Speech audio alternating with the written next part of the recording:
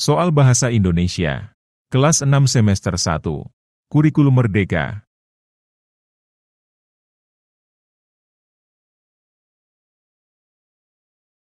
Soal Bahasa Indonesia. Kelas 6 semester 1. Kurikulum Merdeka. Bab 1. Bangga menjadi anak Indonesia.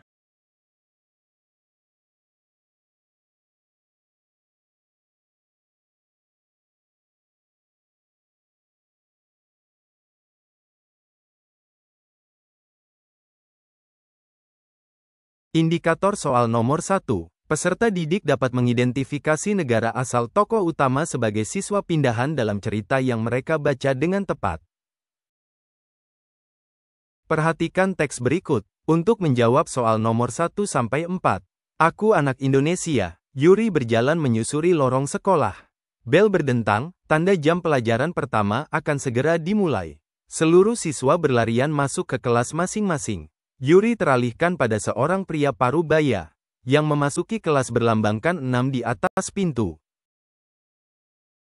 Yuri mengikuti arah perginya pria tersebut.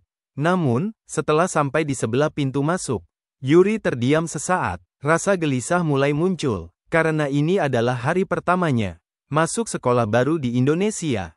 Keluarganya baru saja pindah dari Seoul, Korea Selatan, tempat ibunya menyelesaikan pendidikan doktor. Pak Radit, guru kelas 6, melihat bayangan seseorang di jendela dekat pintu kelas. Pak Radit kemudian berjalan keluar kelas. Ah, kamu pasti Yuri. Ayo masuk. Bapak carikan tempat duduk dulu untuk meletakkan tasmu. Lalu berkenalan dengan teman-teman sekelasmu. Sambut Pak Radit dengan senyuman lebar. Yuri mengangguk malu-malu. Seluruh mata di kelas ini hanya tertuju pada Yuri. Dia mendengar bisik-bisik meskipun tidak jelas. Dada Yuri berdegup begitu kencang, dan raut wajahnya tampak cemas. Pak Radit menyilakan Yuri untuk berdiri di depan kelas dan memperkenalkan diri. Yuri menarik nafas, lalu mulai memperkenalkan diri. Selamat pagi teman-teman, nama saya Yuri, usia saya 13 tahun. Saya pindah dari Seoul, Korea Selatan. Ibu saya baru saja menamatkan kuliahnya di sana. Kami pindah ke kota ini karena ibu dan ayah saya akan bekerja di sini. Saya senang berkenalan dengan teman-teman di sini. Gamsahamnida. Terima kasih. Yuri lega. Kecemasannya berkurang ketika melihat senyum terkembang dari teman-teman sekelasnya. Terima kasih, Yuri. Ada yang ingin kalian tanyakan pada Yuri? Ujar Pak Radit, seorang anak laki-laki, mengacungkan tangan. Kamu asalnya dari mana? Oh iya, namaku Krishna. Salam kenal ya, saya berasal dari Bali, karena lahir di sana. Ayah saya berasal dari Korea, dan ibu saya berasal dari Sunda. Jadi, saya anak Indonesia. Jawab Yuri. Jadi, apa yang membuat kalian mengaku sebagai anak Indonesia? Tanya Pak Radit. Karena lahir di Indonesia, jawab Diki, sambil mengangkat tangan kanannya. Tapi adikku lahir di Amerika. Dan dia tetap anak Indonesia. Sangga Wina dengan tegas. Kalian sama-sama benar. Anak Indonesia adalah anak-anak yang lahir atau tinggal di Indonesia.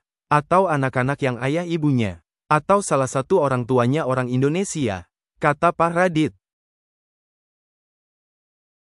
Tokoh utama pada cerita di atas merupakan siswa pindahan dari mana? Apakah A. Jepang, B. Amerika, C. Bali, atau D. Korea Selatan?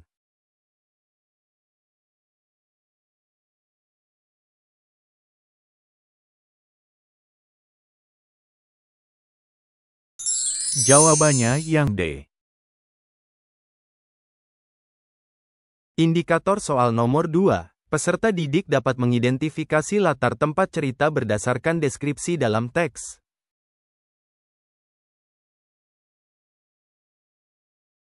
Latar tempat dari cerita yang berjudul Aku Anak Indonesia di atas yaitu apa? Apakah A. Ruang kelas 4, B. Ruang kelas 6, C. Lobi sekolah, atau D. Halaman sekolah?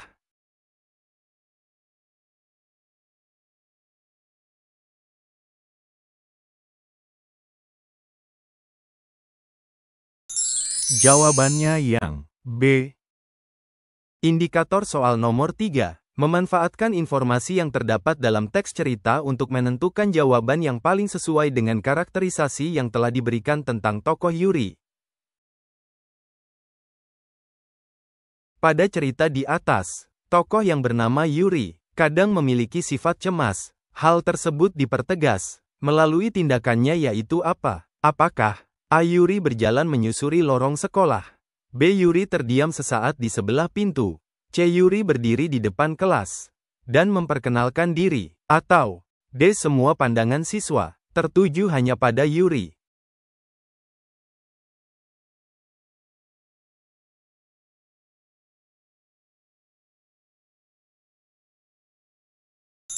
Jawabannya yang B.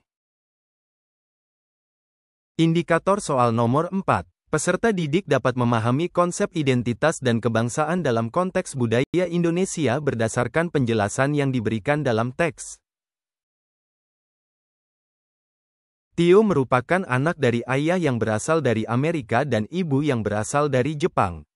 Tio lahir di Jawa Barat.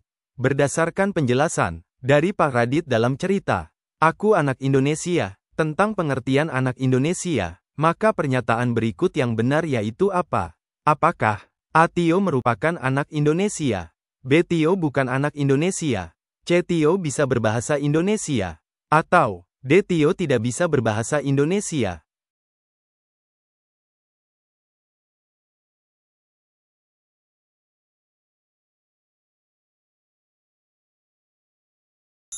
Jawabannya yang A. Indikator soal nomor 5. Peserta didik memahami makna dari kalimat tersebut, termasuk arti dari kata menciut dalam konteks yang diberikan. Hati Yona menciut setelah mendengar perkataan Winda. Kata menciut memiliki arti apa? Apakah A. Kecewa, B. Marah, C. Takut, atau D. Sedih?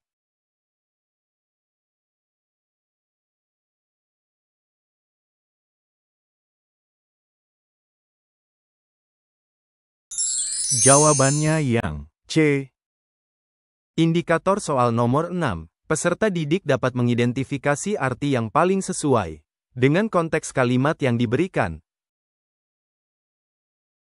Tapi, ayah saya berasal dari Padang, dan ibu saya berasal dari Sunda.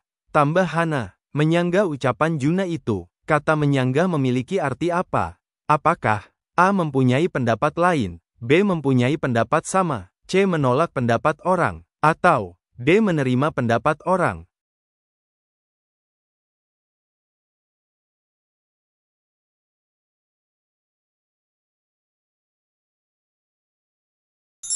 Jawabannya yang C. Indikator soal nomor 7. Peserta didik dapat memilih kata atau frasa yang tepat untuk mengisi rumpang dalam kalimat berdasarkan konteks yang diberikan.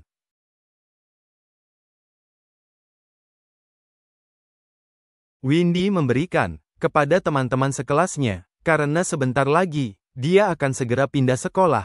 Kata yang tepat untuk mengisi bagian yang rumpang yaitu apa? Apakah A. Oleh-oleh, B. Buah tangan, C. Cendera mata, atau D. Arsitektur?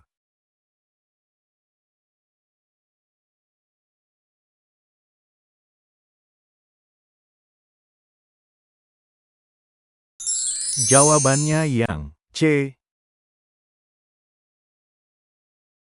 Indikator soal nomor 8. Peserta didik dapat memilih kata yang sesuai untuk melengkapi kalimat dengan mempertimbangkan makna kata-kata yang sudah diberikan sebelumnya. Perhatikan kata berikut. 1. Menciut, 2. Berdentang, 3. Berdegup, 4. Menjura, lonceng, keras saat perayaan tahun baru. Dimulai di alun-alun kota. Kata yang tepat untuk mengisi bagian yang rumpang ditunjukkan oleh nomor berapa? Apakah A1, B2, C3, atau D4?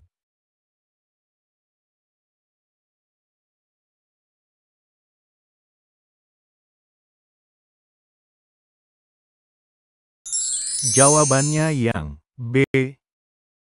Indikator soal nomor 9. Peserta didik dapat menentukan jenis pernyataan resmi yang sesuai dengan isi formulir.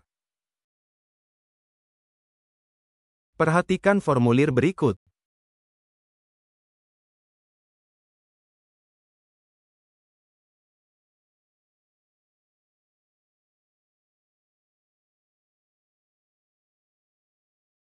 William merupakan siswa baru di SDN 16 Batu. Dia harus mengisi formulir di atas. Formulir tersebut merupakan pernyataan resmi berupa apa? Apakah A. Pemesanan, B. Penilaian, C. Permohonan, atau D. Penerimaan?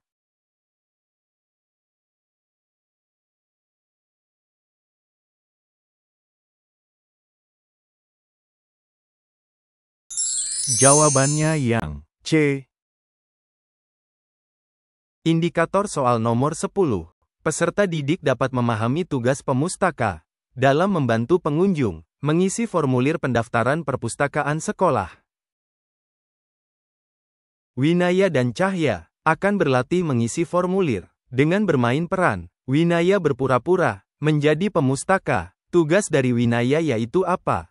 Apakah A. Mengisi formulir pendaftaran perpustakaan sekolah, B. Memberikan formulir pendaftaran perpustakaan sekolah, C. Menyediakan gedung perpustakaan yang bersih dan rapi, atau D. Membeli koleksi buku-buku yang dibutuhkan siswa?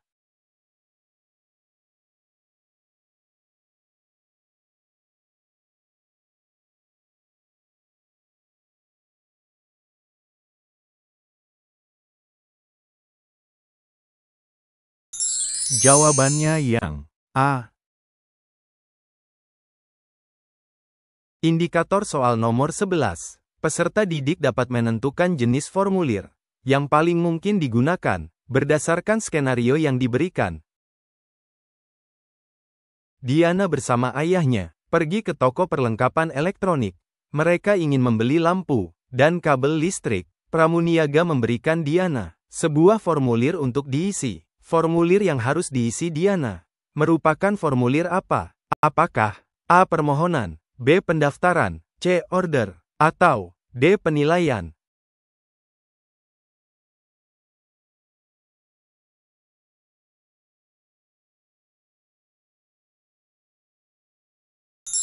Jawabannya yang C. Indikator soal nomor 12. Peserta didik dapat mengetahui kapan bahasa Indonesia diresmikan sebagai bahasa nasional dan bahasa resmi negara. Perhatikan teks berikut untuk menjawab soal nomor 12-15. Sejarah bahasa Indonesia. Bahasa Indonesia memiliki sejarah yang panjang dan kaya. Berawal dari bahasa Melayu, yang digunakan sebagai lingua franca di Nusantara. Pada masa kerajaan-kerajaan maritim, seperti Sriwijaya dan Majapahit, bahasa Melayu digunakan untuk perdagangan dan komunikasi antar suku dan bangsa. Bahasa Melayu ini kemudian berkembang dan mengalami berbagai perubahan, seiring dengan masuknya pengaruh dari bahasa-bahasa lain, seperti Sanskerta, Arab, Portugis, Belanda, dan Inggris. Pada tahun 1928, dalam Kongres Pemuda II, bahasa Melayu diresmikan sebagai bahasa persatuan, dengan nama Bahasa Indonesia. Sumpah Pemuda yang diikrarkan pada tanggal 28 Oktober 1928, menyatakan bahwa bahasa Indonesia adalah bahasa persatuan yang akan digunakan oleh seluruh rakyat Indonesia. Peristiwa ini menjadi tonggak penting dalam sejarah bahasa Indonesia, karena menunjukkan komitmen para pemuda untuk bersatu di bawah satu bahasa. Setelah Indonesia merdeka, pada tahun 1945, bahasa Indonesia diresmikan sebagai bahasa nasional dan bahasa resmi negara.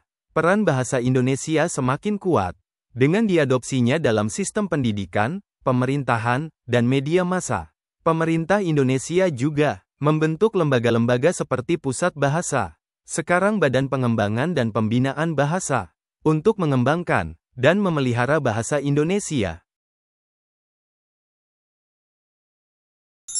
Pemilihan bahasa Melayu sebagai dasar bahasa Indonesia. bukan bahasa Jawa. Didasarkan pada beberapa pertimbangan, bahasa Melayu sudah lama digunakan sebagai bahasa perdagangan dan komunikasi antar suku di Nusantara, sehingga lebih dikenal dan diterima oleh berbagai kelompok etnis.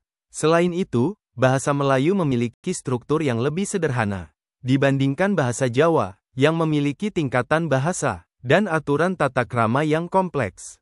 Hal ini membuat bahasa Melayu lebih mudah dipelajari dan digunakan oleh berbagai lapisan masyarakat.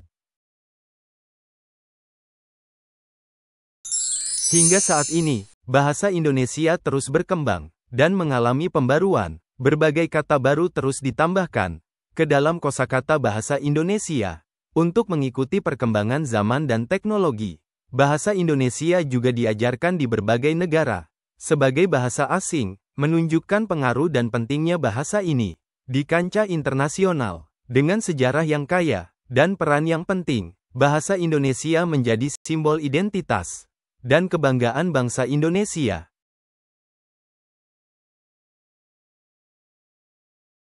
Bahasa Indonesia memiliki sejarah yang panjang dalam penggunaannya. Bahasa Indonesia diresmikan sebagai bahasa nasional dan bahasa resmi negara pada tahun berapa? Apakah tahun A. 1928, B. 1945, C. 2000, atau D. 2002?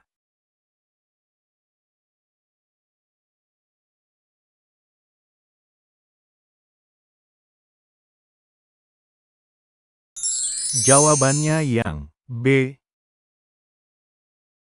Indikator soal nomor 13. Peserta didik dapat memahami konsep lingua franca dan peran bahasa Melayu di Nusantara. Bahasa Melayu digunakan sebagai lingua franca di Nusantara. Kata lingua franca pada kalimat di atas memiliki makna apa? Apakah A. Bahasa yang menjembatani pihak yang berbeda bahasa, B. Bahasa yang mudah dipahami dan digunakan, C. Bahasa pemersatu bangsa Indonesia yang seragam, atau D. Bahasa warisan turun-temurun dari nenek moyang?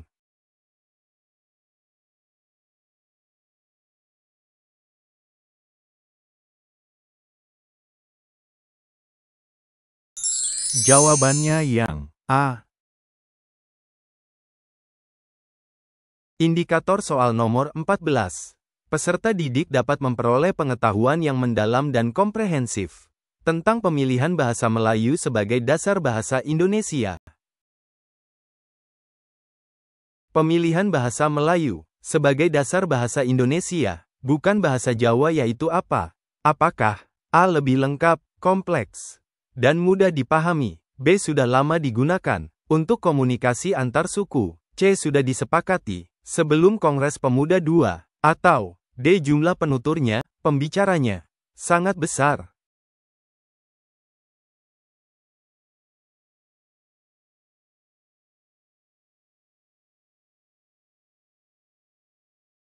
Jawabannya yang B.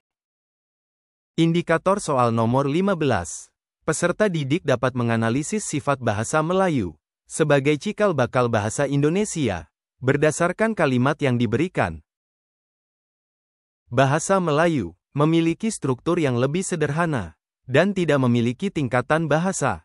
Hal ini membuat bahasa Melayu lebih mudah digunakan oleh berbagai lapisan masyarakat.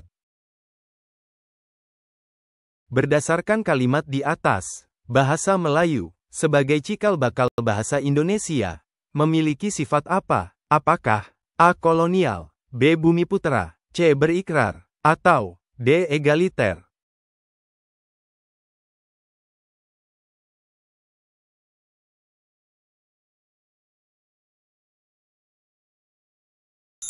Jawabannya yang D. Indikator soal nomor 16. Peserta didik dapat memahami jenis dan tujuan surat izin yang dibuat dengan tepat. Rina tidak masuk sekolah karena dia akan menghadiri acara pernikahan kakaknya. Rina membuat surat izin tidak masuk sekolah yang ditujukan kepada guru. Surat yang dibuat Rina termasuk surat apa? Apakah A. Surat resmi, B. Surat pribadi, C. Surat niaga, atau D. Surat kuasa?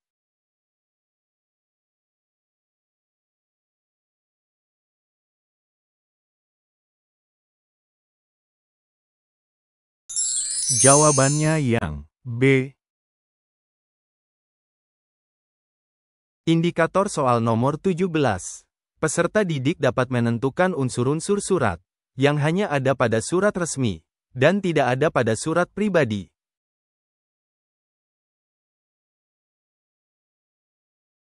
Perhatikan unsur-unsur surat berikut. 1. Salam pembuka. 2. Tanggal surat. 3. Identitas pengirim. 4. Kop surat. 5. Nomor surat. Unsur-unsur surat yang hanya ada pada surat resmi dan tidak ada pada surat pribadi ditunjukkan oleh nomor berapa? Apakah A1 dan 2, B2 dan 3, C3 dan 4, D4 dan 5?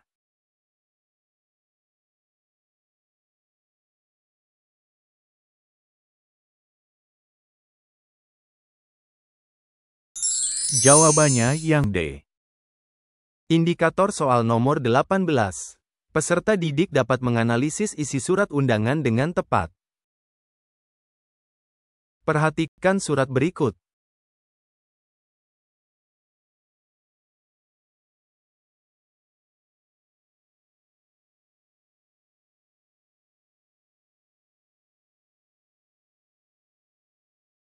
Pernyataan berikut yang tepat tentang surat di atas yaitu apa?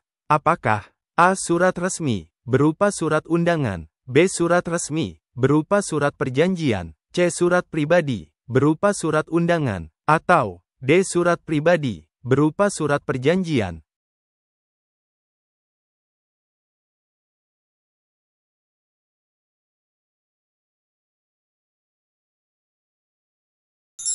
Jawabannya yang A. Indikator soal nomor 19. Peserta didik dapat memahami isi teks cerita non-fiksi yang panjang dan kompleks tentang liburan Rina di Bali dengan tepat. Perhatikan surat berikut. Kepada dian.wulandari@example.com. Subjek, cerita liburan seru di Bali. Halo Dian, apa kabar? Semoga kamu baik-baik saja. Aku ingin berbagi cerita tentang liburanku ke Bali minggu lalu. Rasanya sangat menyenangkan dan penuh pengalaman seru. Aku menginap di sebuah villa yang terletak di daerah Ubud. Tempatnya sangat tenang dan dikelilingi oleh sawah yang hijau. Setiap pagi, aku bisa melihat matahari terbit sambil menikmati sarapan di teras villa. Benar-benar pemandangan yang menenangkan. Salah satu momen terbaik adalah saat aku mengunjungi Pantai Kuta. Aku mencoba surfing untuk pertama kalinya dan ternyata cukup menantang, tapi sangat menyenangkan. Selain itu, aku juga sempat menikmati sunset di Tanah Lot. Pemandangannya luar biasa indah, dan aku berhasil mengambil beberapa foto yang keren. Tidak ketinggalan, aku juga mengunjungi beberapa tempat wisata budaya, seperti Pura Besakih dan Goa Gajah. Di sana, aku belajar banyak tentang sejarah dan budaya Bali yang kaya. Makanannya juga enak-enak, terutama babi guling dan sate lilit yang khas. Liburan ini benar-benar memberikan banyak kenangan indah dan membuatku merasa segar kembali. Aku harap suatu hari nanti kita bisa liburan bareng ke Bali. Pasti akan lebih seru kalau kita bisa menikmati keindahan Bali bersama-sama. Bagaimana dengan kamu? Apakah ada rencana liburan dalam waktu dekat? Aku tunggu cerita-ceritamu juga ya. Salam hangat, Rina. Rina@example.com. Berikut ini pernyataan yang tepat terkait isi surat di atas yaitu apa? Apakah A. Rina sering surfing di Pantai Kuta? B. Rina menikmati sunset di Tanah Lot? C. Dian mengunjungi Pura Besakih dan Goa Gajah? Apakah D. Dian ingin mengajak Rina berlibur ke Bali?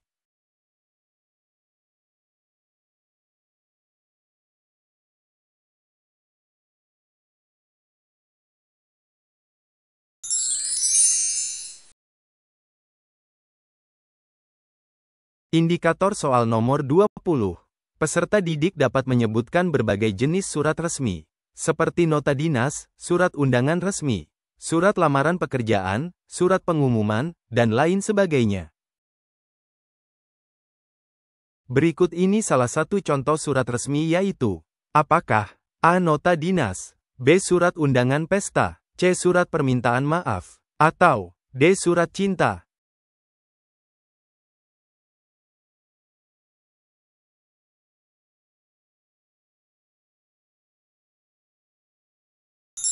Jawabannya yang A.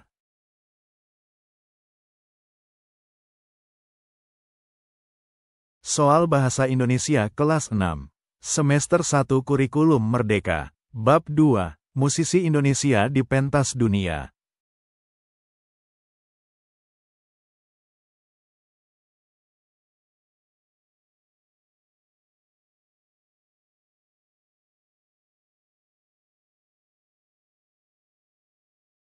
Perhatikan bacaan berikut untuk nomor 1 sampai 9. Joey Alexander, pianis yang mendunia. Kalian semua pasti suka mendengarkan musik. Bagaimanakah perasaan kalian bila mendengar nada-nada yang mengalun indah? Musik dapat membawa kita dalam suasana indah, riang, dan bahagia. Adakah di antara kalian suka bermain musik, seperti piano, drum, biola, atau alat musik tradisional seperti angklung, rebana, dan gamelan? Tentu sangat asyik jika kita mampu memainkan alat musik. Seperti teman kita satu ini, Joey Alexander, jago bermain piano. Kehebatannya bermain piano membuat kagum banyak orang. Joey Alexander lahir di Pulau Bali. Sejak kecil, Joey selalu mendengarkan musik jazz yang mengalun indah. Ayahnya adalah seorang pemain musik dan ibunya juga suka musik. Pada usia 6 tahun, Joey mulai belajar bermain piano menggunakan keyboard elektronik mini hadiah dari ayahnya. Kemudian dia mencoba belajar bermain piano dengan menirukan lagu-lagu yang sering didengarnya. Joey dengan mudah berhasil memainkan lagu musisi-musisi terkenal dunia. Joey tidak belajar musik dengan pelatih secara khusus. Dia lebih banyak belajar sendiri dengan banyak mendengarkan dan melihat orang-orang hebat bermain musik. Ayahnya mengenalkan Joey pada jazz klasik, yaitu aliran musik indah yang berasal dari Amerika.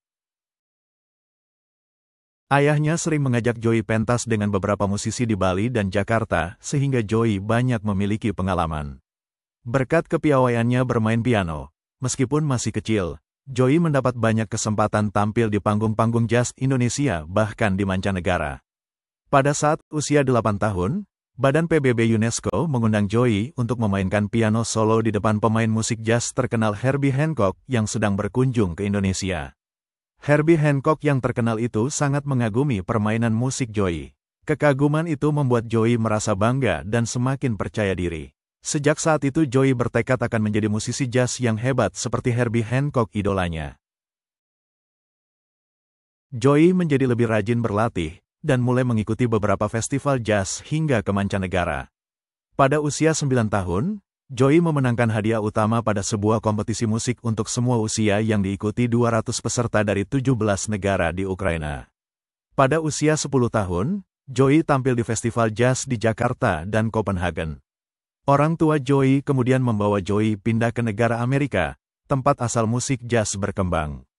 Hal ini dilakukan agar Joey dapat lebih mengembangkan bakatnya. Di sana Joey mengajak beberapa orang teman untuk bermain dalam sebuah band. Ia bekerja sama dengan teman-temannya untuk menghasilkan permainan musik indah yang dapat menghibur banyak orang. Grup musiknya trio Joey Alexander telah bermain di tempat-tempat terkenal dan festival besar di Amerika Serikat dan di seluruh dunia, termasuk Indonesia, tanah kelahirannya. Hampir dalam setiap penampilannya, Joey selalu memukau banyak orang. Joey berhasil membuat orang-orang berdiri sambil bertepuk tangan yang menunjukkan kepuasan penonton pada penampilannya. Ternyata dengan mendengarkan musik dan tekun berlatih, Joey dapat mengembangkan bakatnya dalam bermain musik. Joey punya saran untuk teman-temannya yang ingin mengembangkan bakatnya, kamu harus punya harapan. Lakukan apa yang harus kamu lakukan dan janganlah pernah menyerah. Indikator soal nomor 1. Peserta didik dapat mengidentifikasi musisi Indonesia terkenal dalam bidang musik piano. Soal nomor 1. Siapa musisi Indonesia yang dikenal sebagai pianis muda yang mendunia? Apakah A. Eko Supriyanto, B. Joey Alexander, C. Rhoma Irama, atau D. Andi?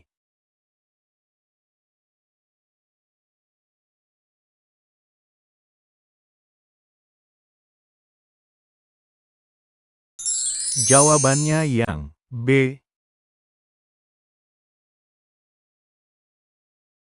Indikator soal nomor 2. Peserta didik dapat menyebutkan tempat kelahiran Joey Alexander.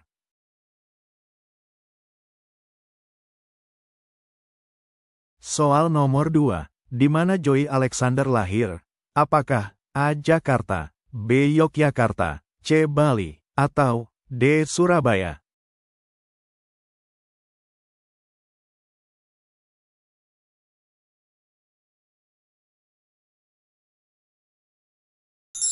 Jawabannya yang C. Indikator soal nomor 3. Peserta didik dapat mengenali alat musik yang dimainkan oleh Joey Alexander. Soal nomor 3. Alat musik apa yang dimainkan oleh Joey Alexander? Apakah A. biola, B. gitar, C. piano, atau D. drum?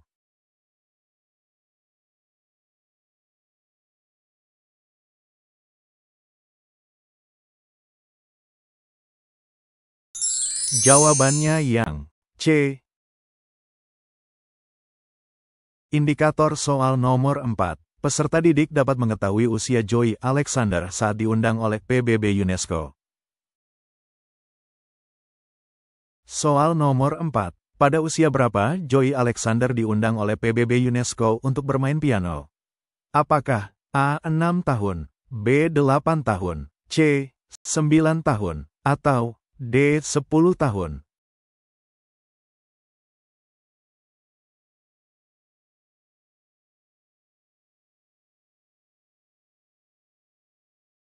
Jawabannya yang B. Indikator soal nomor 5. Peserta didik dapat menyebutkan musisi jazz terkenal yang mengagumi Joey Alexander. Soal nomor 5. Siapa musisi jazz terkenal yang sangat mengagumi permainan Joey Alexander di Indonesia?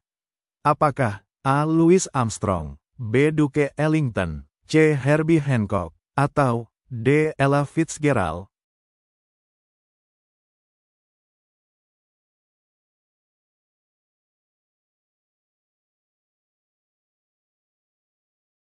Jawabannya yang C.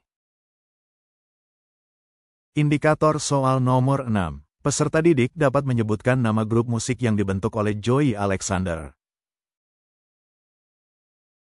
Soal nomor 6. Apa nama grup musik yang dibentuk oleh Joey Alexander di Amerika Serikat?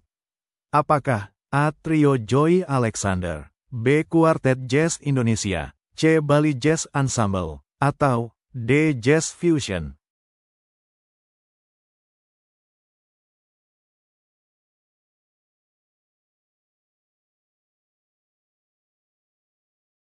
Jawabannya yang A. Indikator soal nomor 7. Peserta didik dapat memahami motivasi yang mendasari dedikasi Joey Alexander dalam berlatih musik.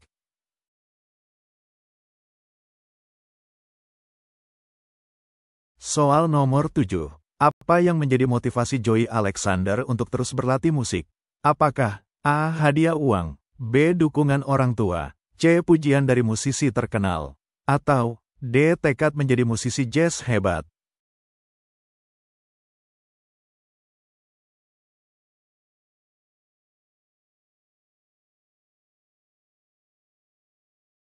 Jawabannya yang D. Indikator soal nomor 8. Peserta didik dapat mendeskripsikan ciri khas seni Joey Alexander. Soal nomor 8. Apa yang menjadi ciri khas dari seni yang dipentaskan oleh Joey Alexander di panggung dunia? Apakah A. alat musik tradisional, B. jazz dan improvisasi piano, C. tari kontemporer, atau D. drama teater?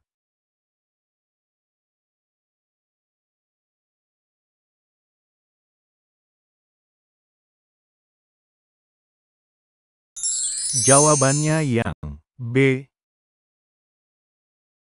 Indikator soal nomor 9. Peserta didik dapat menyebutkan metode yang digunakan Joey Alexander untuk meningkatkan teknik bermain piano. Soal nomor 9. Apa yang dilakukan Joey Alexander untuk memperbaiki teknik bermain pianonya? Apakah A. belajar dari pelatih musik terkenal, B. mendengarkan dan menirukan musisi terkenal, C. membaca buku tentang teori musik, atau D. Menghadiri kelas musik online.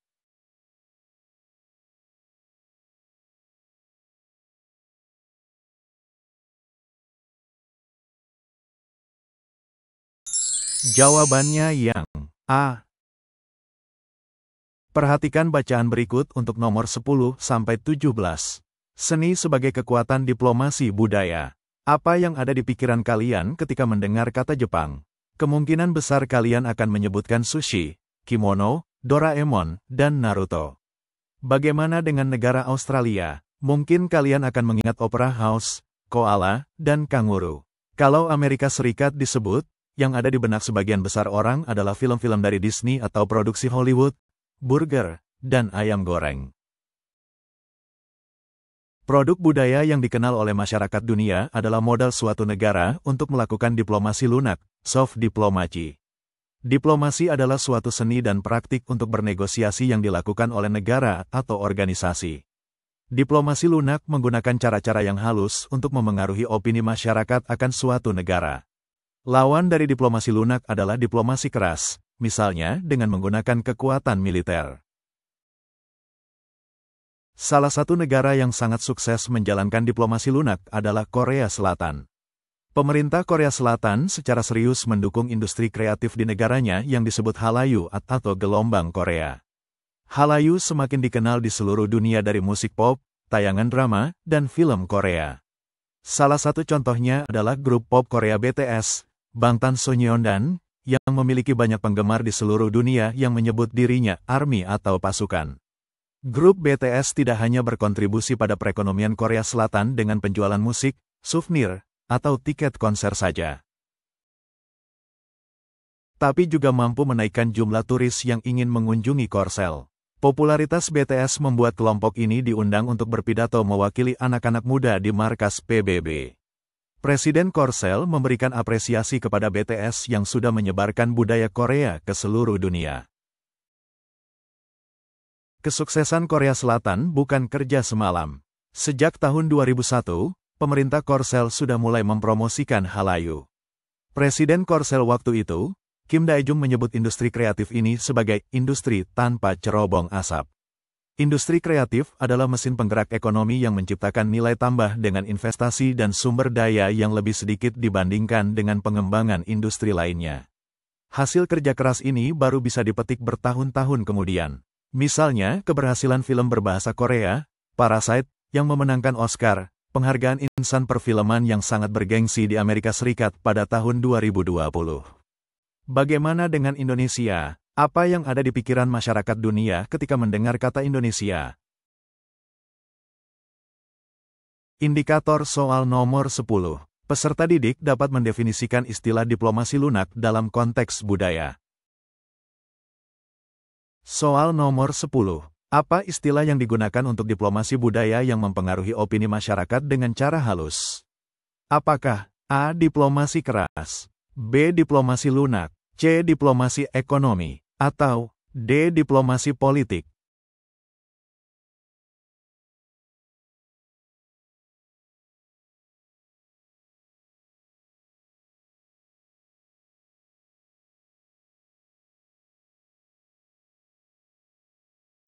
Jawabannya yang B. Indikator soal nomor 11. Peserta didik dapat memberikan contoh konkret keberhasilan diplomasi lunak Korea Selatan. Soal nomor 11. Apa yang menjadi salah satu contoh keberhasilan diplomasi lunak Korea Selatan? Apakah A. Penjualan mobil, B. Musik pop BTS, C. Teknologi canggih, atau D. Pelatihan militer?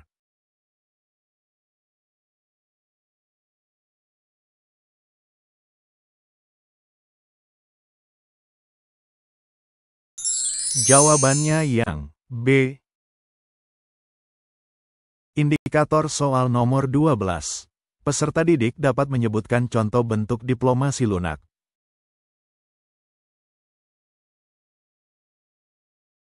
Soal nomor 12. Apa yang menjadi salah satu bentuk diplomasi lunak menurut artikel? Apakah A. Meningkatkan kekuatan militer, B. Mengundang wisatawan, C. Memperkenalkan budaya melalui seni, Atau D. Mengurangi pengeluaran negara.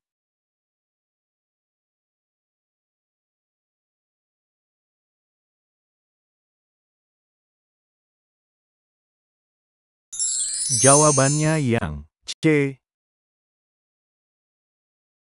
Indikator soal nomor 13. Peserta didik dapat mengidentifikasi faktor yang mempengaruhi keberhasilan diplomasi lunak. Soal nomor 13. Apa yang menjadi salah satu hal yang dapat mempengaruhi keberhasilan diplomasi lunak sebuah negara? Apakah A. Kekuatan militer, B. Popularitas budaya dan seni, C. Kekayaan sumber daya alam, atau D. Jumlah penduduk?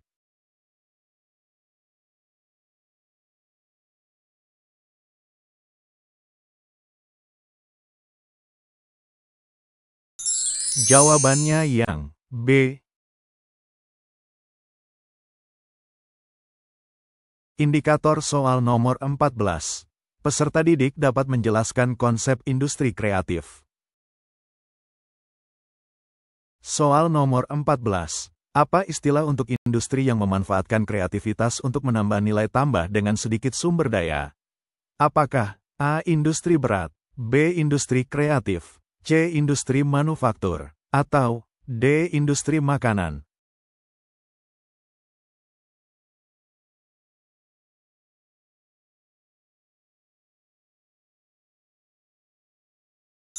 Jawabannya yang B. Indikator soal nomor 15. Peserta didik dapat menjelaskan alasan dibalik dukungan pemerintah Korea Selatan terhadap industri kreatif. Soal nomor 15. Apa yang menjadi salah satu alasan pemerintah Korea Selatan mendukung industri kreatif mereka? Apakah A. Untuk meningkatkan kekuatan militer, B. Untuk mempercepat pembangunan infrastruktur, C. Untuk mendukung ekonomi dan diplomasi lunak, atau D. Untuk mengurangi ketergantungan pada teknologi?